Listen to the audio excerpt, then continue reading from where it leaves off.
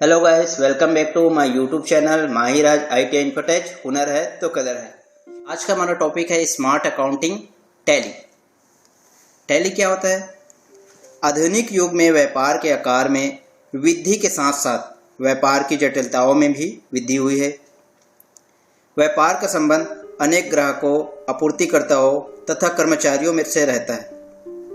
अतः प्रत्येक व्यापार में, चाहे वह किसी भी स्तर का हो, लेन देन से जुड़े ट्रांजैक्शनों की संख्या इतनी ज़्यादा होती है कि इन्हें मौखिक रूप से याद रखना किसी भी व्यक्ति के लिए संभव सा प्रतीत होता है।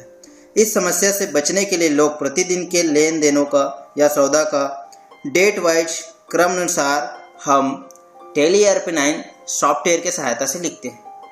तो चलिए हम जानते हैं टैली ERP9 क्या होते हैं।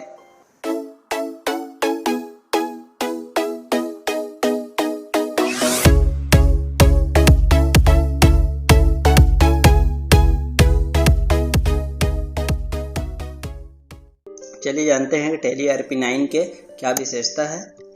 तो व्यापार को ठीक ढंग से चलाने के लिए, लाभ कमाने के लिए, तरीके से हिसाब किताब रखने के लिए, पहले कार्य मैनुअल होता था, कंप्यूटर की मदद से कम समय में किया जाता है, बिना गलती के कंप्यूटर अकाउंटिंग की जा सकती है। टैली में अकाउंटिंग करना बहुत ही सरल है तथा इसके लिए टैली सॉफ्टवेयर की आवश्यकता होती है। भारत और कई बाहर के देशों में यह सबसे ज्यादा लोकप्रिय अकाउंटिंग सॉफ्टवेयर है। चलिए इसके हिस्ट्री जानते हैं।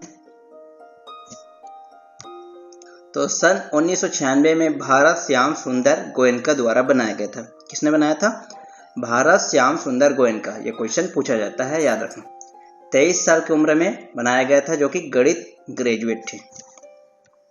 अपने पिता के कहने पर बनाया था और स्वयं का अकाउंट मेंटेन करने के लिए बनाया था। जिनका टेक्सटाइल मिल था, जो कि कारखानों का कच्चा माल उपलब्ध कराते थे, जिसका उपयोग MS-DOS ऑपरेटिंग सिस्टम में किया गया, जिसमें बेसिक अकाउंटिंग की जा सकती थी। तो सबसे पहले MS-DOS ऑपरेटिंग सिस्टम में टैली अकाउंटिंग का यूज किया गया था। ये इंपॉर्टेंस है, आप इसे याद रखिएगा। जिसका नाम था प्यूटोनिक्स फाइनेंशियल अकाउंटिंग रखा गया। तो टैली का पहले क्या नाम था? सबसे शुरू प्यूटोनिक्स फाइनेंशियल अकाउंटिंग। चलिए जानते हैं कि टैली का सफर क्या था। तो सन 1998 में प्रोडक्ट का नाम बदलकर टैली रख दिया गया था। फिर 1997 में पहला विंडोज बेस्ड वर्जन 5.4 लाया गया था, यानी विंडोज का 5.4 वर्जन में टैली को चलाया गया था। सन 1999 में कंपनी का नाम बदलकर क्या किया? टैली सॉल्यूशन रख दिया गया। जो कंपनी ने बनाया था उस कंपनी का नाम बदल दिया है टैली सॉल्यूशन। आज भी याद रखना, जो क्वेश्चन पूछा जाता है टैली को किसने बनाया है, किस कंपनी ने, तो आपको याद रखना होगा टैली सॉल्यूशन है। उसका मालिक या उसका बनाने वाले वैज्ञानिक का नाम पूछा जाए तो इनका सर ने बनाया गया था, ये याद रखना। सन 2005 में टैली का 7.2 वर्जन लॉन्च किया गया था, जिसमें वेट संबंधी कार्य प्रणाली डाली गई थी। अब वेट क्या होता है? Value added tax. एक टैक्स होता है वैल्यू पर। आजकल ये सारा टैक्स खत्म करके GST यानी गुड्स एंड सर्विस टैक्स लागू कर दिए गए हैं। सन 2006 में टैली का 8.1 वर्जन लॉन्च किया गया था, जिसमें बहुभाषा का उपयोग किया गया था, यानी इसमें कई सारे लैंग्वेज से हम टैली में अकाउंटिंग में काम कर सकते हैं। सन 2009 में टैली ERP9 लॉन्च किया, जिसमें सभी कार्य किया जा सकता था। सन 2015 में कंपनी ने व्यावसायिक साझेदार का वर्गीकृत एवं प्रमाणित किया गया और इसी साल 5.0 रिलीज किया गया। सन 2016 में कंपनी के कुल 10 लाख सॉफ्टवेयर बिक्री की गई, यानी टैली का 10 लाख सॉफ्टवेयर से ज़्यादा बिक्री हो गया था। और 2016 में ही कंपनी को भारत सरकार द्वारा GST प्रमाणित किया गया, यानी इसमें GST को भी जोड़ दिया गया था। सन 2017 में क्या हुआ? कंपनी का 6.0 वर्जन उतारा गया, जिसमें GST का पूर्ण रूप निकाला गया, यानी GST को पूर्ण रूप से 6.0 में यानी इसमें डाल दिया गया था। टैली सॉल्यूशन प्राइवेट लिमिटेड एक भारतीय बहुराष्ट्रीय कंपनी है। याद रखना, टैली सॉल्यूशन प्राइवेट लिमिटेड क्या है? एक भारत का अंतर्राष्ट्रीय कंपनी है, जिसका मुख्यालय बेंगलोर में है। इसके कुल 8 वर्जन अब तक हो गए हैं। तो ये भी क्वेश्चन पूछा जाता है, मोस्ट इंपॉर्टेंस है। आगे हम मल्टीपल चॉइस क्वेश्चन टैली का लेकर आएंगे, उसमें ये पूछेंगे। तो देख लीजिए कौन कौन से वर्जन है। 4.0, 4.5, 5.0, 5.4, 6.3, 7.2, 8.1, 9.0 और ERP 9 इत्यादि वर्जन क्या हुआ था, टैली का आ गए हैं अब तक। चलिए जानते हैं बेस ऑफ टीचिंग टैली यानी टैली सिखाने का हमारा आधार क्या है। तो टैली सिखाने का आधार है सरलता, लंबा रास्ता, भय रहित बनना यानी simplicity, long route, fearless, tally सिखाने का ही आधार है। चलिए जानते हैं टैली सिखाने का स्तर क्या है।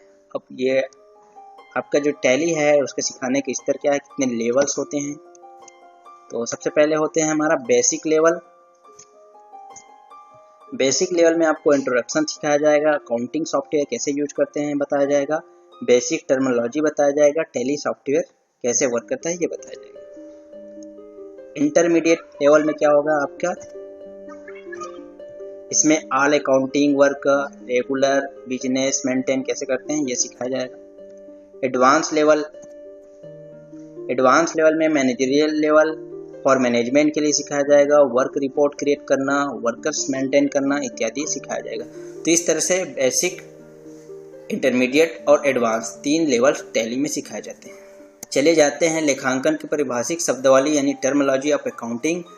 जो अकाउंटिंग का है उसका शब्द थोड़ा सा अलग होता है, अलग लैंग्वेज, अलग शब्द होता है, तो ये भी जानना हमारे लिए बेहद ही जरूरी होता है। तो देख सकते हैं यहाँ पर लेखांकन की परिभाषिक शब्दावली है, जैसे कि व्यापार, पैसा, व्यवसाय, मालिक, पूंजी, आहरण, माल, क्रय विक्रय, क्रय वापसी, विक्रय वापसी, रहतिया, लेनदार, देनदार, दायित्व, स्थायी दायित्व, चालू दायित्व, संपत्ति, स्थायी संपत्ति, चालू संपत्ति, व्यय, प्रत्यक्ष व्यय, अप्रत्यक्ष व्यय, राजस्व, आय, प्रत्यक्ष आय, अप्रत्यक्ष आय, डुबरशीट, व्यापारिक बट्टा, नगद, लेन देन प्रमाणक, ये सब क्या है हमारा टर्मिनोलॉजी ऑफ अकाउंटिंग है। चलिए जानते हैं अकाउंट क्या होते हैं। तो अकाउंट मतलब होते हैं खाते से आशय यानी मीनिंग ऑफ अकाउंट्स। इसमें नाम पक्ष होता है यानी इसे हम डेबिट कहते हैं, एक जमा पक्ष होता है जिसे हम क्रेडिट कहते हैं। नाम पक्ष एंड डेबिट को DR शॉर्ट में लिखा जाता है, जबकि क्रेडिट को CR शॉर्ट में लिखा जाता है।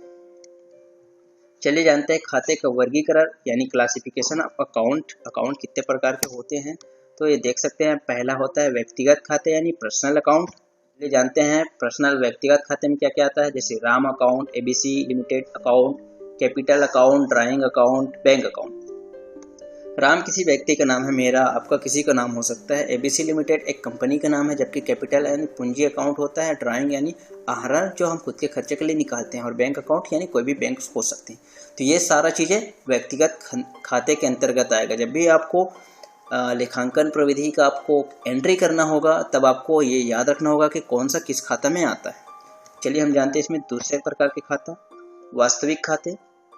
तो रियल अकाउंट में क्या होता है, cash account, furniture account, machinery account, building account, land account, motor account इत्यादि, ये सारे अकाउंट क्या होता है, वास्तविक यानी रियल अकाउंट होते हैं। जैसे कि हमारा पैसा, फर्नीचर्स या मशीनरी, बिल्डिंग, ये सब क्या है हम बेचने के लिए अगर रखते हैं तो ये सब हमारा वास्तविक खाता के अंतर्गत आता है। जो हमारा सामान है, फर्नीचर्स है, ये सारा चीज़, आप एग्जाम्पल के लिए कुछ और भी हो सकते हैं, है ना। तो ये सब वास्तविक खाते में आते हैं यानी रियल अकाउंट में आते हैं। तीसरा खाता है नाम मात्र के खाते यानी नॉमिनल अकाउंट, जिसमें आता है interest account, discount account, commission account, wages account, purchase account, sales account. यानी आपका ब्याज, आपने डिस्काउंट कितना दिया, कमीशन कितना, आपका सैलरी, आपकी जो मजदूरी है, आपने परचेस किया, सेल्स किया इत्यादि, ये सारी चीज़ों को हम किस में लिखते हैं, नाम मात्र खाते यानी नॉमिनल अकाउंट में। तो इस तरह से हमारा खाते का वर्गीकरण है 3 प्रकार से, व्यक्तिगत खाते यानी पर्सनल अकाउंट, दूसरा वास्तविक खाते यानी रियल अकाउंट, तीसरा नाम मात्र खाते यानी नॉमिनल अकाउंट। 3 प्रकार के अकाउंट होते हैं, तो ये हमें याद रखना बेहद जरूरी है। चलिए जानते हैं बैंक अकाउंट कितने प्रकार के होते हैं। तो बैंक अकाउंट चालू खाता होता है यानी करेंट अकाउंट होता है, दूसरा होता है बचत खाता यानी सेविंग अकाउंट, तीसरा होता है आवर्ती जमा खाता यानी रिकरिंग डिपॉजिट अकाउंट, चौथा होता है सावधि जमा खाता यानी रिकरिंग डिपॉजिट अकाउंट। इस तरह से हमारा 4 प्रकार के बैंक खाते होते हैं। रूल्स ऑफ अकाउंटिंग, आपको अकाउंटिंग का गोल्डन नियम जानना बेहद ही जरूरी है, तभी आप अकाउंटिंग को सही से कर सकते हो। चलिए जानते हैं, पहला है व्यक्तिगत खाते के नियम। तो व्यक्तिगत खाते के नियम में क्या होता है, पाने वाले को डेबिट करो और देने वाले को क्रेडिट करो, यानी debit the receiver and credit the giver. दूसरा है हमारा वास्तविक खाते के नियम। वास्तविक खाते के नियम में क्या होता है, जो वस्तु व्यापार में है उसे डेबिट करो और जो वस्तु व्यापार से जाए उसे क्रेडिट करो, यानी डेबिट वास कम इन, क्रेडिट वास गोएस आउट। इसका है हमारा नाम मात्र खाते के नियम। इसमें व्यय एवं हानियों को डेबिट करो और आय और लाभों को क्रेडिट करो, यानी debit the expenses losses and credit the income and gains. यानी कुछ भी हमारा नुकसान हो रहा है, हानि हो रहा है, खर्चा हो रहा है, उसको हम क्या करना है, डेबिट करना है। जो हमें प्राप्त हो रहा है, लाभ हो रहा है, उसे हमें क्रेडिट करना है। ये जानते हैं इसमें जर्नल प्रविष्टि क्या होता है, जर्नल एंट्री किस प्रकार किया जाता है। जर्नल एंट्री हमें इसमें लेजर नहीं की जाती, लिस्ट और दिनांक के अनुसार एंट्री की जाती है। टैली खातों को अपने आप में पोस्टिंग कर देता है, अपने आप खातों में चला जाता है। पूरे ब्यौरे के साथ डेबिट और क्रेडिट किया जाता है। कॉमर्स की भाषा में जनरल को प्रारंभिक लेख की पुस्तक भी कहा जाता है। तो इस तरह से जनरल एंट्री की जाती है। तो हम इसका नेक्स्ट पार्ट बाद में वीडियो थ्योरिकल बनाएंगे। भी हमें नेक्स्ट वीडियो में मल्टीपल चॉइस क्वेश्चन लेकर आना है, इसके लिए हमें थोड़ा सा थ्योरी वीडियो बनाना बहुत ज़रूरी था, तो ये वीडियो बनाए थे। अगर आपको वीडियो अच्छा लगता हो तो लाइक ज़रूर कर दीजिएगा। अब तक आपने हमारे चैनल में वीडियो काफ़ी सारे देखे होंगे। अगर वीडियो आपको अच्छा लगता हो तो हमें बताइए कमेंट करके कि आपको हमारा वीडियो कैसे लगता है, और आपका कोई सुझाव हो तो वो भी हमें ज़रूर बताइए। आपके पढ़ाई के लिए कितना हेल्पफुल होता है ये भी हमें ज़रूर बताइएगा।